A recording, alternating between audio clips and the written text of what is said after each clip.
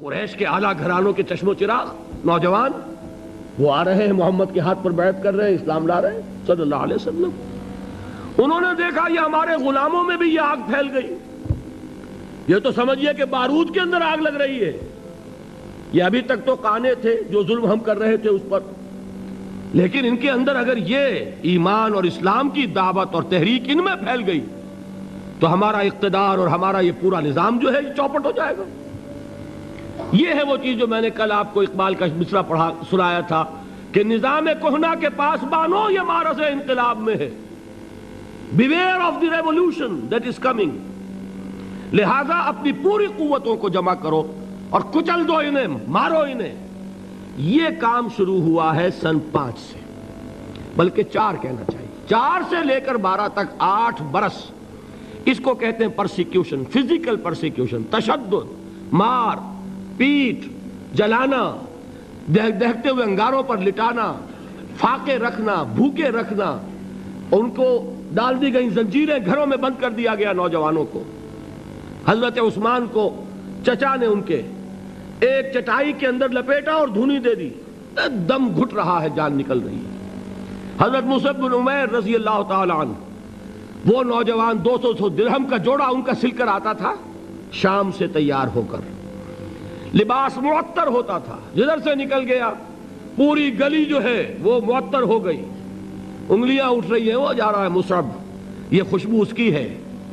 اس مصعب کے ساتھ کیا سلوک کیا؟ باپ تو مر چکا تھا، ماں نے پالا تھا، دولت بہت چھوڑ کر گیا تھا باپ، لہذا ماں نے بڑے ناز و نام میں پالا، بڑے لاڈ پیار میں، 200 درہم کا جوڑا تیار ہو رہا ہے۔ لیکن یہ کہ آپ کو معلوم ہے عرب کے اس معاشرے میں عورت کی کوئی حیثیت نہیں تھی، ماں کا اختیار نہیں تھا، چچا تھا اب سربراہ خاندان کا۔ چچا نے کہا مصعب اگر تم نے اپنے باپ کا دین چھوڑ دیا ہے تو باپ کی دولت پر بھی تمہارا کوئی حق نہیں ہے، نکل جاؤ گھر سے۔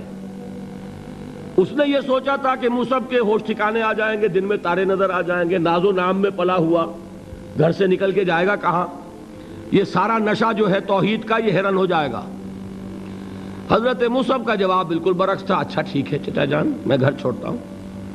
وہی بات جو کبھی کہی تھی ابراہیم نے، باپ نے کیا کہا تھا؟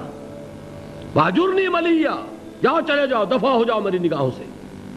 حضرت ابراہیم نے کیا جواب دیا تھا؟ سلام علیک ساستغفر لک ربی انہ کان بی حفیہ۔ اچھا ابا جان آپ کا حکم یہی ہے تو میں چلتا ہوں، آپ پر سلامتی ہو، میرا رب مجھ پر بڑا مہربان ہے، میں اس سے آپ کے لیے استغفار کروں گا۔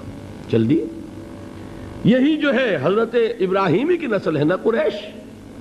آج ابراہیم کے ایک بیٹے کے ساتھ وہی معاملہ ہو رہا ہے، مصعب کے ساتھ، اور مصعب چلنے کے لیے تیار ہو گئے۔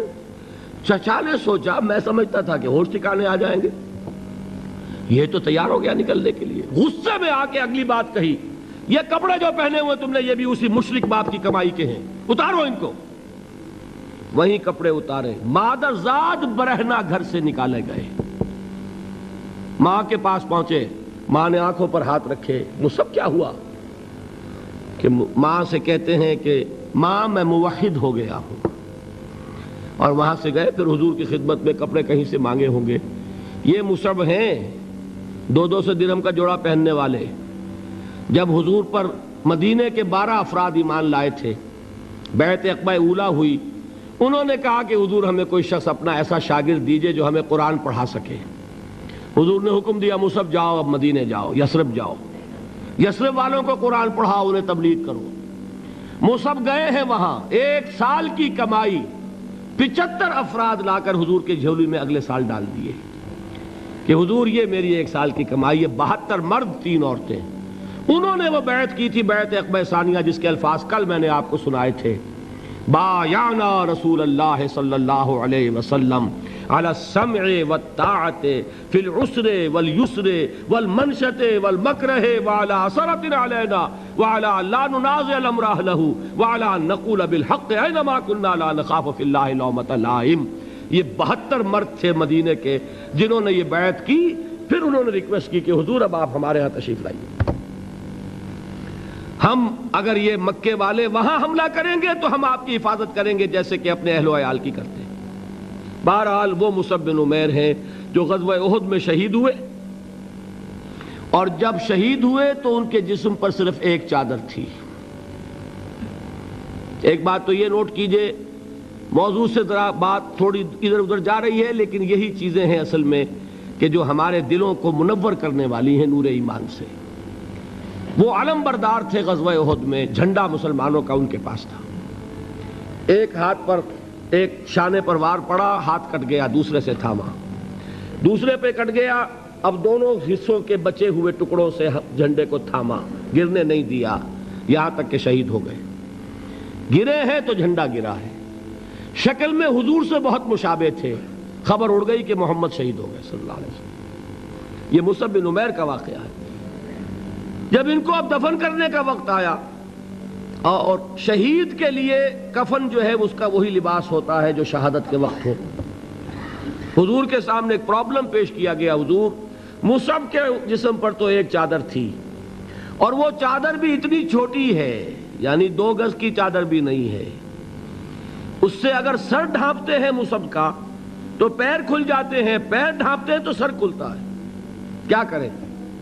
حضور نے فرمایا سر ڈھانپ دو چادر سے اور پیروں پر گھاس ڈال دو۔ یہ آخری لباس ہے جو محمد کے اس دیوانے کو اس دنیا سے رخصت ہوتے ہوئے ملا ہے، جس کا 200 درہم کا جوڑا چلتا تھا۔ یہ ہے صبر۔